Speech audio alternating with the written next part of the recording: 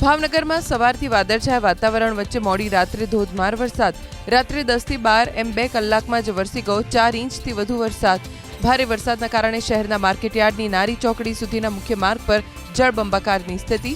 ભાવનગરના મહુવામાં આખો દિવસ સૂકું વાતાવરણ રહ્યા બાદ રાત્રે મેઘરાજાની તોફાની બેટિંગ. ભાવનગરમાં રાત્રે 10 થી સવારે 6 વાગ્યા સુધીમાં 1.5 થી 6.5 ઇંચ સુધીનો વરસાદ. ભાવનગરના ઘોઘામાં સૌથી વધુ 6.16 ઇંચ વરસાદ. તળાજામાં સૌથી ઓછો 1.5 ઇંચ વરસાદ. ભાવનગર શહેર અને શિહોરમાં 5.5 ઇંચ. ગારિયાધાર અને ઉમરાળામાં 3 થી 3.5 ઇંચ સુધીનો વરસાદ.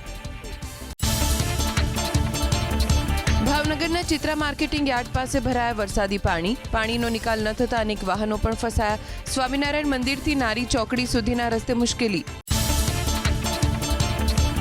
ભાવનગરના રહેણાંક વિસ્તારમાં ભરાયા પાણી. ટોપ 3 સર્કલ પાસેની પરમેશ્વર સોસાયટીમાં વધી મુશ્કેલી. સ્થાનિક કોંગ્રેસના આગેવાનને બનાવ્યો વિડીયો. આરસીસી રોડ બન્યો પરંતુ પાણીના નિકાલની નથી કરાઈ કોઈ વ્યવસ્થા.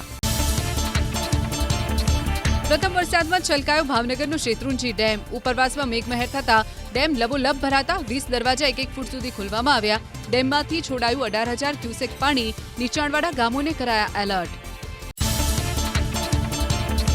ભાવનગરના તળાજામાં વરસાદ. તળાજામાં પીથલપુર ગામમાં રસ્તા પર વહેતા થયા વરસાદી પાણી.